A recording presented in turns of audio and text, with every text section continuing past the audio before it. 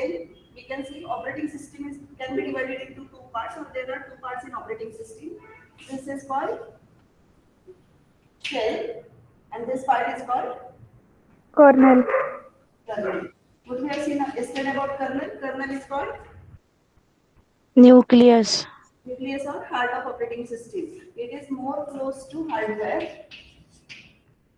Only kernel can communicate with the hardware. User or application cannot directly communicate with the hardware. And shell can communicate with the kernel. User or application cannot communicate with the kernel. Shell is an interface between user and kernel. Kernel is interface between shell and hardware.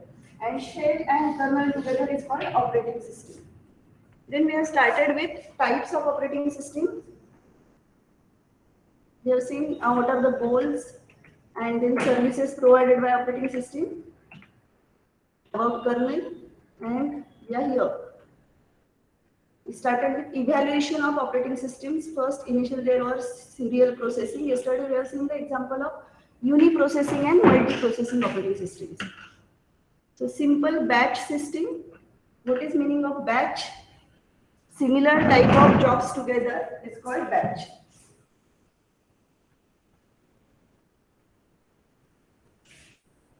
In batch operating system,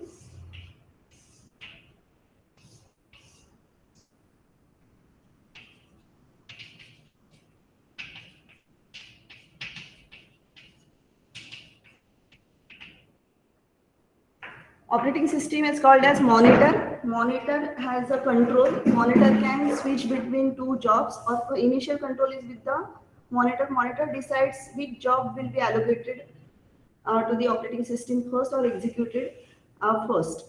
And then when the job completes its execution, control is written back to the monitor, and monitor assigns the control to the another job. So software that controls running program, what is monitors? It is a software which controls running programs. Its job is to batch jobs together. Similar type of jobs are batched together, grouped together. Program branches back to the monitor when finished. Here program means again a job. So this, if job 1 is allocated first, job 1 will execute, and then control will return back to the monitor, and monitor will allocate another job to the CPU. It is also called resident monitor because it resides in main memory throughout the execution of all programs, and it is available for execution. So this is simple batch system. There were a card reader. It used to reduce setup time by batching jobs together. So for every new batch, we have to do some certain arrangement. Like before starting the lecture, I have to start the machine, I have to arrange camera, I have to attach speaker and microphone. So for imagine that there were only the hardware, no software part, and programmer has to do the arrangement for each and every type of jobs. There were different arrangements. So if we batch or group similar jobs together, then it will be easy. It will reduce time of setup by batching jobs together. That was the idea about simple batch system. Automatic job sequencing, yes, automatically transfer control from one job to the another.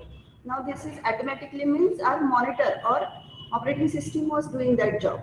It is not done by a programmer. So it is called automatic transfer of control from one job to another. And resident monitor, initial control is in the monitor, control transfers to the job, and when job completes, control will get back to the monitor. Excuse me, ma'am, I have a question. Yes, yes. Ma'am, is the batching done by the computer or by the human? What batching? Batching is done by the monitor. That was the problem. Ki how monitor will identify different types of jobs. Which job is of which type? Whether it is a programming type of file, or whether it is an image file, whether it is a multimedia file, or whether to stop that code.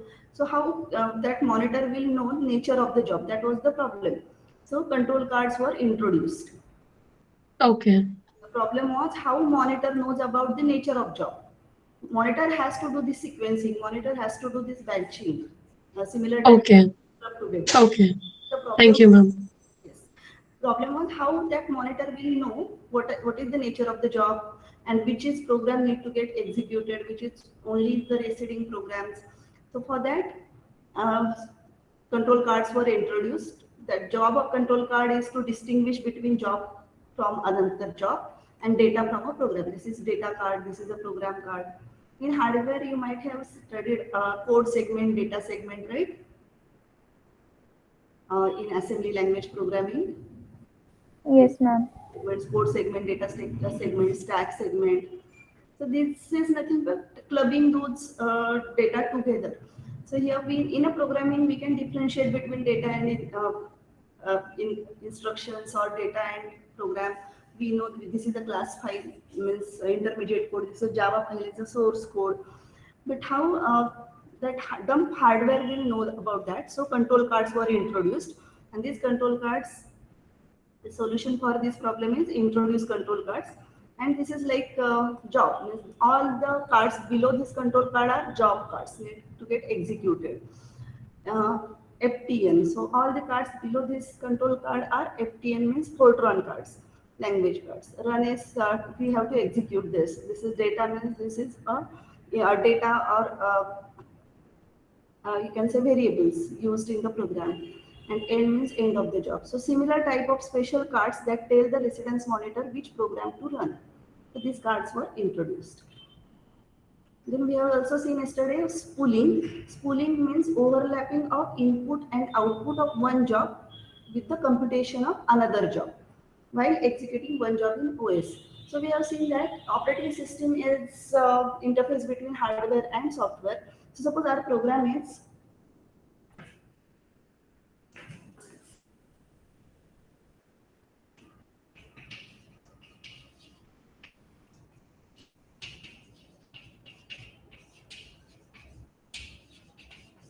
So our program is, this is P1, and we have similar P2 and P3. All these three programs are following this sequence: input, process, and output.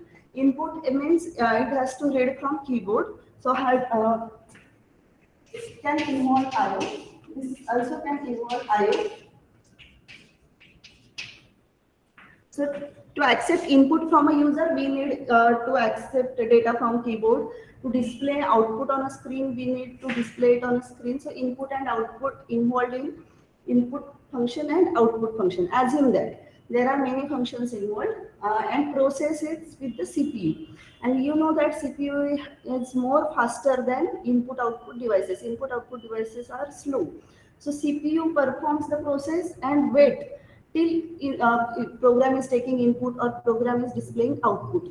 So execution time of CPU is, it is idle, then it will do processing, and then it is idle.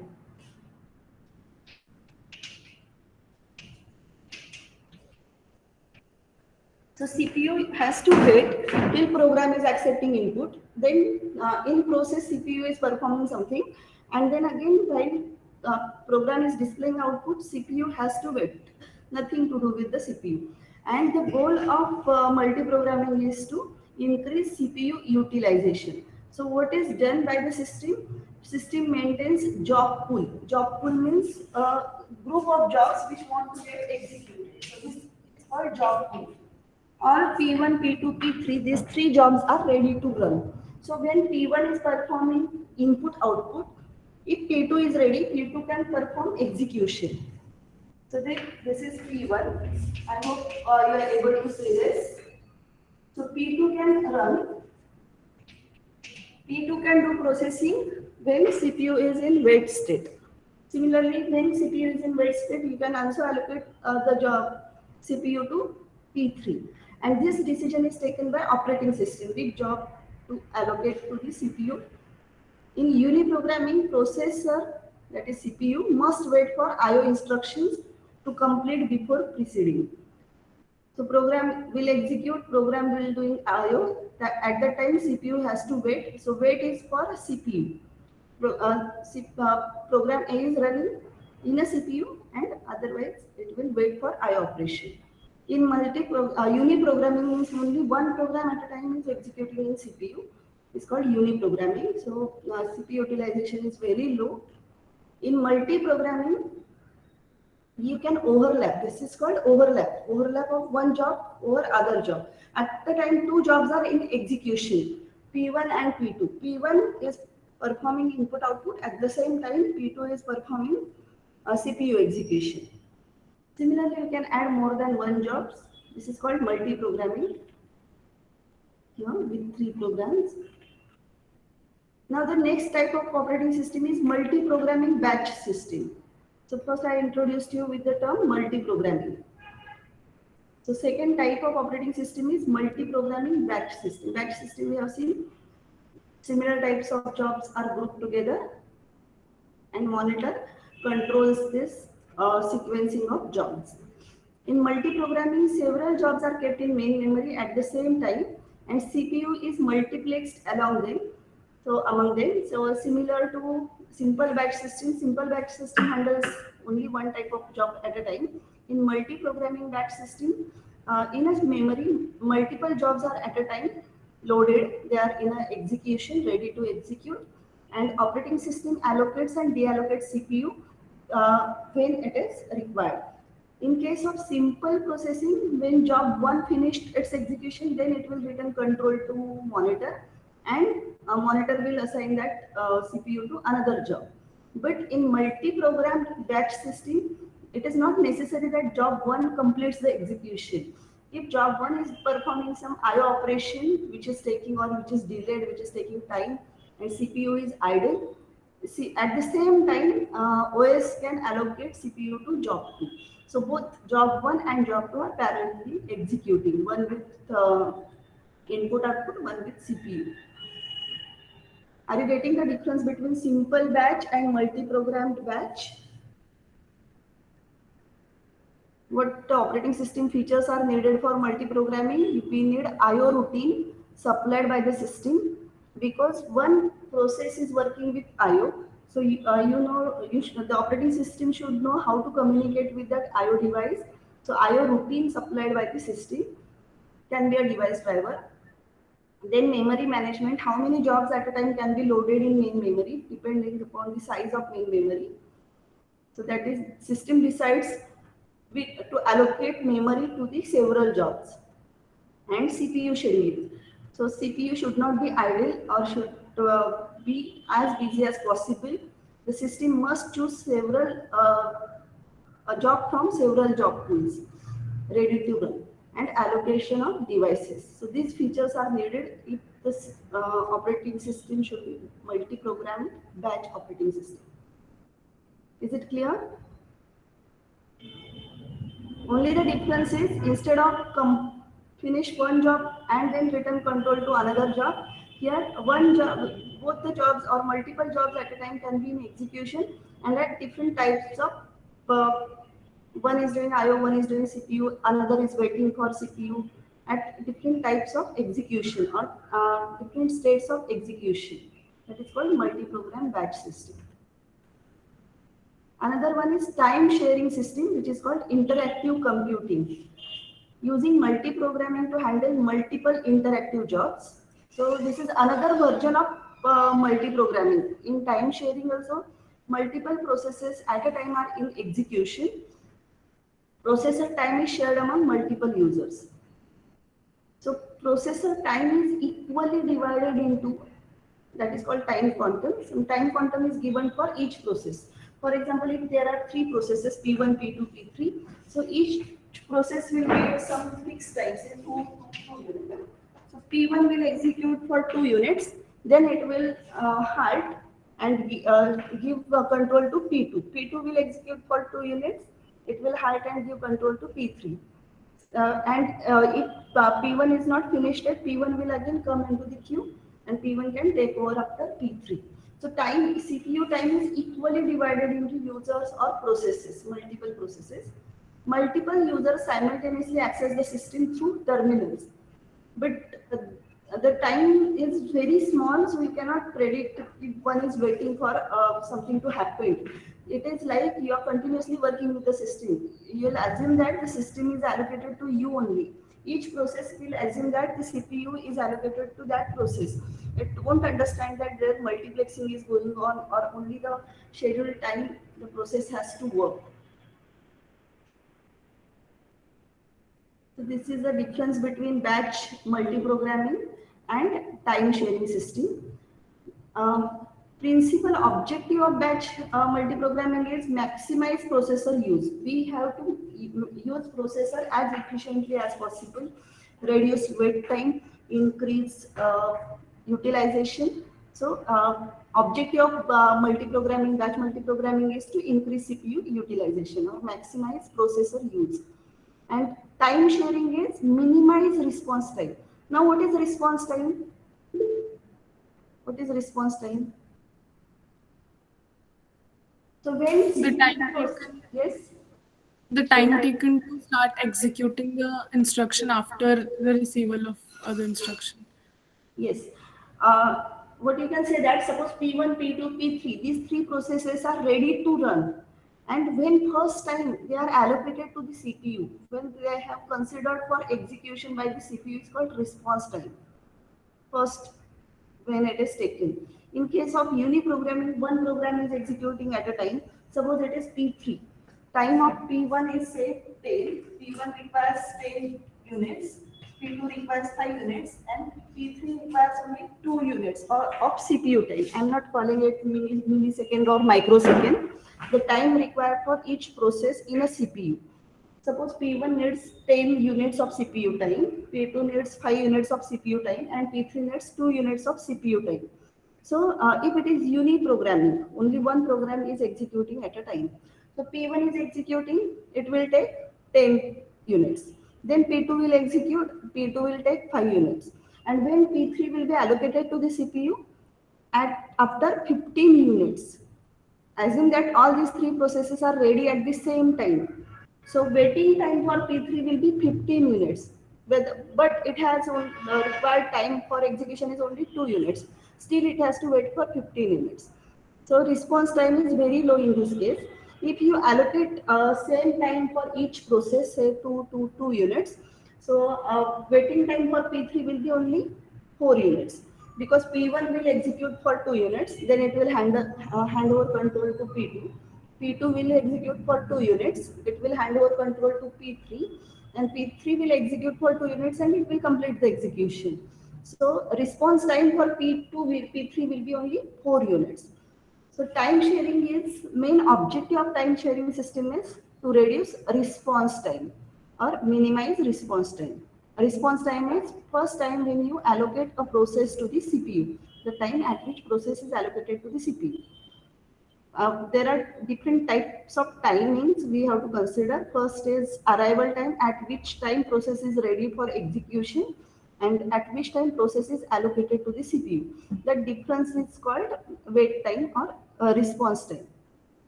Then source of directives to operating system, another comparison point. Job control language commands provided with the job and commands entered at the terminal. So time sharing system is sharing time between processes or users, and batch multiprogramming will be depending upon one batch at a time or depending upon when the CPU is going for IO. When the process is going for IO, then CPU will be free and allocated to the another job or process. So job control language commands provided with the job. So this job control language commands will used for transfer from one job to another job, and commands entered by at the terminal is used to convert means here the command means the time which is allocated for each user or each process, that quantum time will decide when one process will be switched from another process. Our normal or desktop computer or PC, personal computer system. Personal computer systems are dedicated to the single user systems. IO devices, you know, the keyboard is there, my display screen, that is terminal, or small printers, then a webcam, speakers, user convenient and responsiveness. It can adopt technology developed for larger operating systems. Often individual have sole use of computer, do not need advanced CPU utilization and protection features. As it is shared with only one user, so no need of security concerns of, from another user or from another group, or CPU utilization as only one person is working. So this is how a migration of operating system takes place. In 1950s, there were mainframe computers, no software, so no operating system, no compiler, no translator, no language, nothing. It was only hardware in 1950s. After late 50s, programming language evolved, so compilers evolved, and initial first operating system was resident monitors and batch operating system. In 1960s, many computers evolved, and still there were no software, but the time sharing, manual time sharing was evolved. Then Multics was the multi-user operating system, first multi-user computer. Then compilers, microcomputers evolved in 1970, and Unix was first multi-user operating system, multi-user multitasking operating system. In 90s, you can see multi-user, multi-processor operating system, interactive operating systems were evolved. In 80s, distributed systems, one operating system can work or can be loaded on various PCs at different locations. Distributed systems were evolved. So, as per the time, as hardware evolved, at the parallelly software systems are also evolved to support those hardwares. And now you can see there are distributed, multi-programming, multi-user, multitasking, real-time operating systems are in place. Parallel systems, uh, multiple, this one operating system is loaded on multiple desktops or multiple PCs, same operating system, and one can work with the same operating system. Or another version is different operating systems are loaded, but they are performing the same job. So in parallel system, there are two types: symmetric multiprogramming and asymmetric processing. Sorry, symmetric multiprocessing and asymmetric multiprocessing. So symmetric means each processor runs an identical copy of operating system. We have multiple processors. Now in your laptop, you might have seen 7 core, 9 core, 11 core. So what is core means? Core means processors, You have 11 processors on your laptop. 3 core, 5 core, 7 cores. Core means different types of processors. So every processor, if we are using same operating system, it is called symmetric multiprocessing. Many processors can run at once without performance deterioration. So one job can be easily transferred to the other processor to improve processor utilization, and multiple jobs, multiple processors at a time can execute different processes parallelly without degrading the performance, without deterioration in a performance. Used in modern operating systems, all support SMP, that is symmetric multiprocessing. Asymmetric means each processor is assigned a specific job. For example, one processor is only digital signal processor, which handles only image processing job. Another processor handles only mathematical functions. Another processor is used to deal with memory. So each processor is doing a different job, and depending upon nature of the process is handed over to that particular processor. So master processor schedules and allocates works to slave processor. One is master processor, you can call it as a server or master, and other are slave processor. The master can handle or allocate this slave processor to the processes depending upon nature of each process. More common in large systems. So in big companies, or when you work on big projects, so you have different types of servers and client machines. So there is called asymmetric multiprocessing. In symmetric multiprocessing, all CPUs can share a memory. All CPUs are loaded with same operating system. CPU means processor, and a job can be easily transferred from one CPU to another CPU because they have same version of operating system and they are sharing memory. It is symmetric multiprocessing. In asymmetric multiprocessing, each processor can have its own version of memory. They can share memory, they can have shared memory as well as their own version of memory. Real-time operating system. What is meaning of real time? So when I share video with you, is it a real time? This session is real time session. Yes, ma'am. So what is real time means?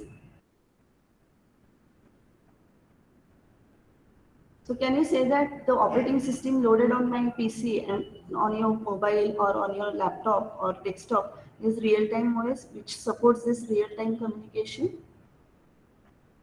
Yes. Real-time operating systems often used as a control device in dedicated applications such as controlling scientific experiments, medical imaging systems, industrial control systems, and some display systems like this. It has well-defined fixed time constraints. So there are hard real-time systems as well as soft real-time systems. Hard real-time means deadlines really matters. If it is said at 5 p.m. means only at 5 p.m. Deadline matters. In soft real-time, plus minus or chalta hai means you can come 5 minutes late, you can join up, leave 5 minutes early. So that is soft real-time. In case of operating system, real time means whenever you get a data, process it and display it as fast as possible. So real time. Secondary storage limited or absent. There is no hard disk. Data stored in short-term memory or read-only memory because data is captured, processed, and delivered immediately. So what you need only to save real-time data till that data getting processed and you are displaying it immediately. So no need of ROM or no need of secondary storage. For example, broadcast or live, you get live coverage. So they are capturing those images or video and immediately broadcasting them. Conflict with real-time systems not supported by general purpose operating systems because hard real-time systems are very difficult to achieve such deadlines.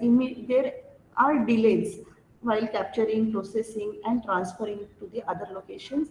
So hard real-time, that is only in the textbooks, or your scientists are still working on developing hard real-time systems. What we are currently observing are all those real-time systems are soft real-time systems. Means you are limited utility in industry control or robotics, useful in applications like multimedia, virtual reality, which requires advanced operating system features. Distributed systems distribute the computation among several physical processors.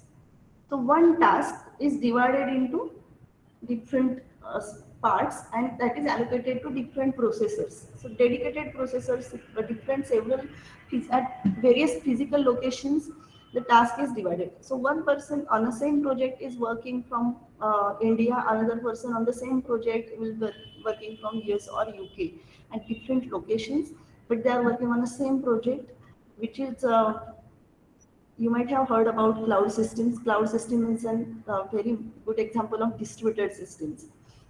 So again, distributed system, there are two types, loosely coupled systems and tightly coupled systems. Loosely coupled means each processor has its own local memory.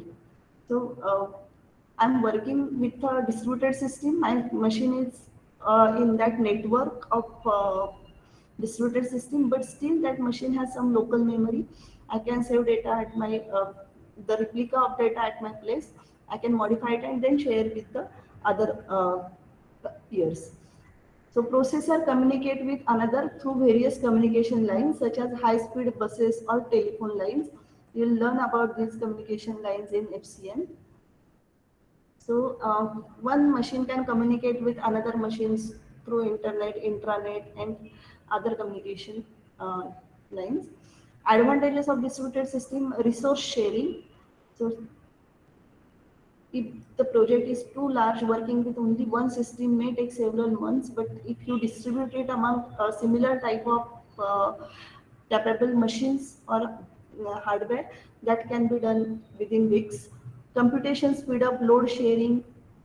If one machine fails, another machine can take its place and continue with the job. It won't wait till that machine gets repaired and then will do the job because it is distributed environment. Load sharing can be done. Reliability, you will not get the problem with the data loss or due to in functioning of some machines, and communication will be fast. So these are the advantages of distributed system. There are different types of distributed system. First is network OS and distributed OS, DOS and network OS. Each one, here I have mentioned only 3 bullets, but each one network operating system you can find such books, large books, or that is another elective, or you can select a separate topic for network operating system. What are the criteria, what are scheduling algorithms, how memory is managed. So network operating system, it is one subject. Distributed operating system is another subject. But here we are taking the introduction. What are different types of operating systems available and how they are differentiating or different from each other. In network operating system, idea is to share data, provide file sharing, provide communication schemes, run independently from other computer on the network. So each node, we can say a node, a computer itself is sufficient. It has its own memory. It can run independently. At the same time, it can communicate with other machine, share data, share files with a communication network. So that is network operating system. In our labs, all these machines are based on network operating systems. Distributed OS has less autonomy between computers, gives the impression there is a single OS controlling the network. It is like uh, everything is controlled by a single OS, but at different location. Only one operating system is performing all these tasks. Only one task we are performing at different locations. So individual computer has very less autonomy, cannot work independently. They have to work in a group. Operating system structure, we'll see one by one. Operating system components. What are system components of operating system? We have already seen services provided by operating system. We are going to see what are system calls, system program, system structure, virtual machine, design, implementation, and generation. So all these terms we'll see one by one. So common system components, we'll start with system components. Common system components means the task that operating system will do. It is an interface, it is a bridge between hardware, software. It is a manager. Operating system act as a system manager. So what it manage? It can manage a process. Process means a job that want to get executed in main memory. So process management, it has to check which processes are ready to run, which can be allocated to the system, etc. Then main memory management. Main memory is RAM. How many jobs can be entered into the main memory, which jobs need to be deleted from main memory. That decision will be taken by operating system. Secondary storage management. Secondary storage is your hard disk. To store data on the hard disk, to develop a file system, directory system, different types of file structures. So that is taken care by operating system. Though protection or authentication, which file should be allowed the access to the which user, that is taken care by operating system. IO management, input output, different types of IOs, and to communicate with those input output devices, operating system need to do that. File management we already discussed. In secondary storage, file management comes as a one of the feature because files are stored on secondary storage. So file management and secondary storage come in hand in hand. Protection mechanism, not only files or folders are protected, but you can protect one user from another user, one group from another group. That protection mechanism is developed in operating system. Networking, if it is a distributed OS or network OS, networking should also handled by operating system. All networking issues, whether one processor is not responding or what should be taken care if the one system is not working or that communication line is blocked, etc. And command line interpreter. Shell is called command line interpreter. We will going to see in detail what is shell. We'll start with process management. This is in short. We have a second unit. We have separate units for each of these system components. Our second unit is process management. Third unit is memory management. Fourth unit is file management. Fifth unit is secondary storage and IO management, etc. So here I'm just giving you introduction part. What is process management means? Details we'll see in the unit number 2. So what is a process? A process is a program in execution. Note down this definition. We are going to repeat it several times. A process is program in execution. Yesterday I explained you the complete flow from program to the output. You type a program, it is .c file. .c file is compiled by a compiler to .obj, which is intermediate file. It is linked with the library files by linker. It is loaded into main memory by loader, and that is ready for execution. When the program is in main memory, it is called process. A program loaded in main memory for execution is called process. So what is a process? Process is a program in execution. Now in this case, my PPT is executing mode. I am talking with you. Chrome is there to continue our meeting. So all these programs are in execution. So these are processes. A process needs, so that is a process. So you understood the concept of process. Process means programming execution. Now to execute a process needs some resources. So underline these two words, process and resources. So what are the resources process require? Process needs CPU time for execution. Process needs memory to store intermediate results, intermediate data.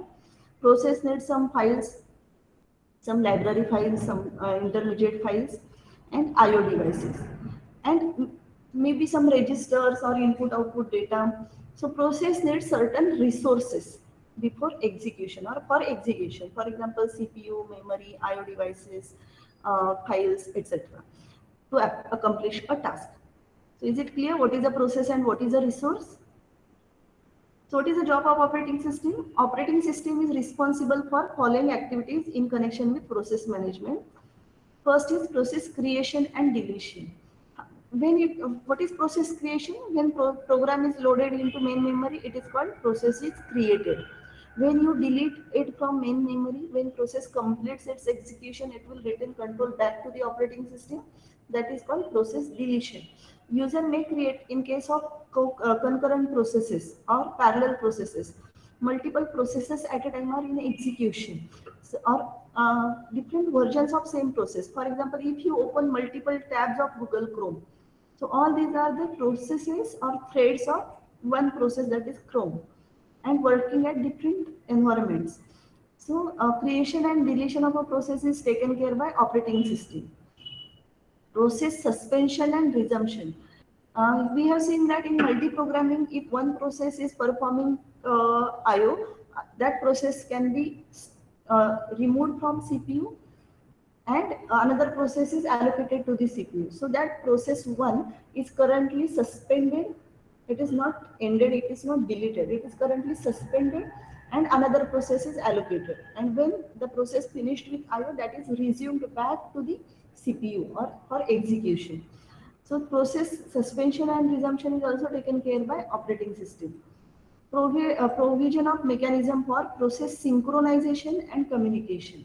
Synchronization means suppose we have two processes are executing parallelly. So which process should come first, which process should come next? The sequencing of these two processes is taken care by OS. Process communication, if one process wants data from another process, so that is called communication, sending and receiving messages or data.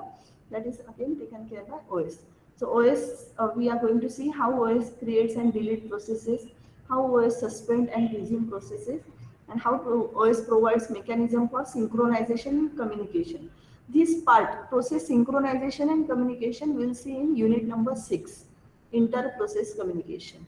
And these two, creation, deletion, suspension, resumption, we'll see in unit number 2. Main memory management. Memory is large array of words or bytes. You are familiar with main memory, right?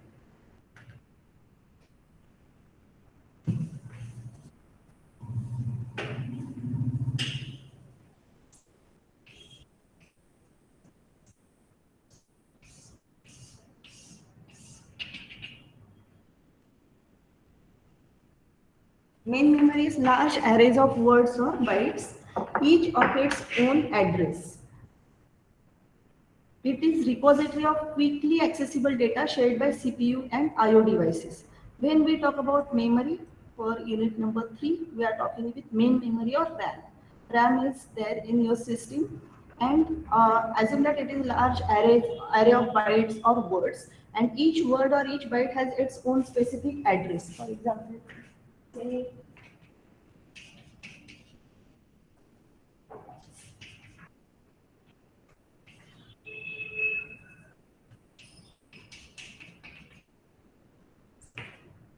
so each byte has its own address. It is volatile storage. RAM is volatile storage. It loses its contents in the case of system failure. When the process ends, data allocated to that process is deleted from RAM. Operating system is responsible for following activities in connection of memory management. So all these activities we are going to learn in unit number 3. Keep track of which part of memory are currently being used and by whom. So which part is allocated to which process, which parts are free, and decide whether to allocate new process in main memory.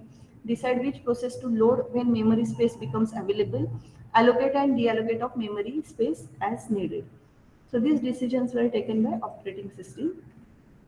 For hardware, secondary storage or hard disk, main memory is called primary storage. It is volatile. We need secondary storage. Main memory is very small to accommodate all data and programs permanently.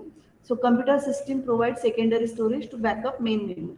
So our data is always stored on our drive, C drive, D drive, E drive, or in case of Linux, it is on your hard disk. So most computer systems use disk as a principal online storage medium for both program as well as data. What is the job of operating system for hard disk or secondary storage? It checks which space is free space management, storage allocation, and disk scheduling. Disk scheduling we are going to study in unit number 5. IO management for communicating with different IO devices. IO devices or IO system consists of buffer caching system. You might using printer. So whenever you send a data to a printer, it is always stored in a buffer or queue, printer queue. If you send more than one files, they are queued in a printer buffer, and one by one that process is allocated to the printer. So every hardware has its own buffer caching system. A general device driver interface. Now we are using universal serial bus to connect different devices, so no need of device drivers.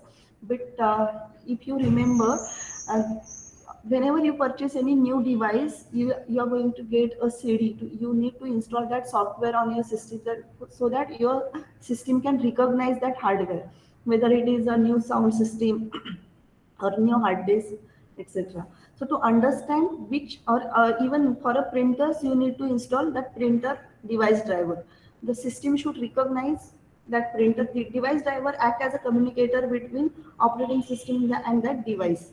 So that is called general device driver interface. Driver for specific hardware devices need to be installed on your system so that operating system can communicate with that device directly. So operating system will read data from a user or application, send it to the device driver. Device driver will communicate with the device, perform the task, and return acknowledgement back to the OS, and OS give acknowledgement to the application or user. In case of file management, which is our 4th unit, a file is collection of related information defined by its creator. You create different files, you create different directories. File can be document file, presentation file, video file, audio file, any type of files, but they are stored on secondary storage. And it can be a program file or data file or executable files like application.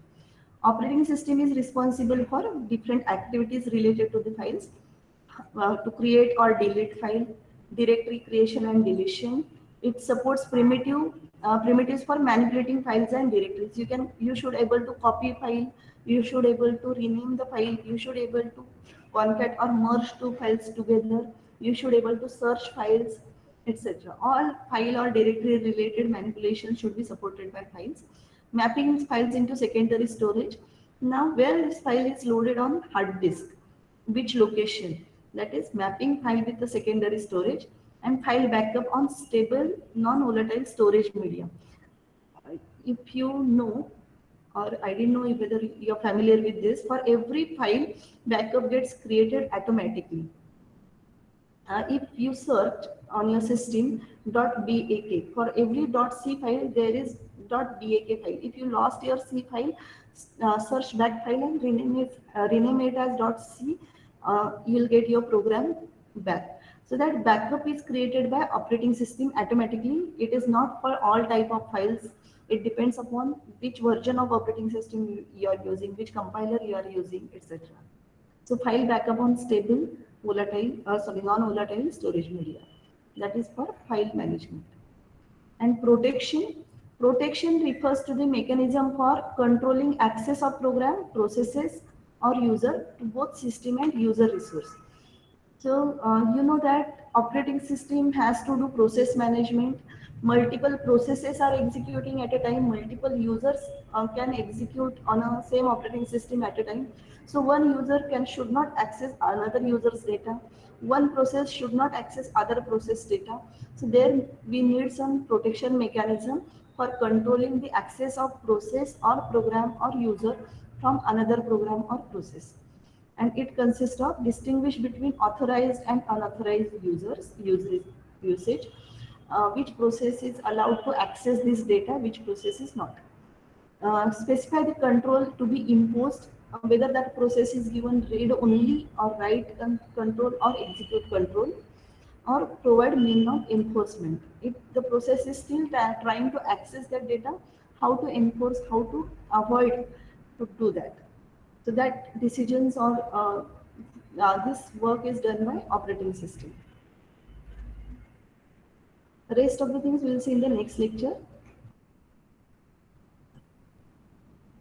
Password for today's attendance is types of OS.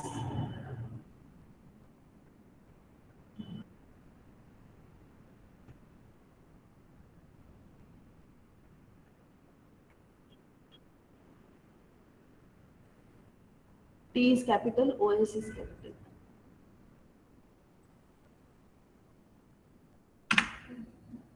The password for marking today's attendance.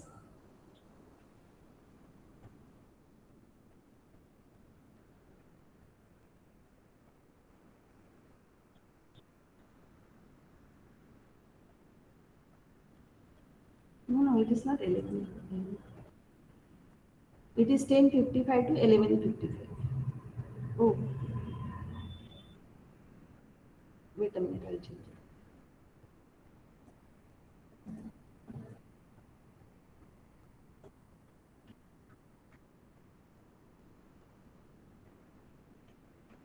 Refresh it and check whether it is working.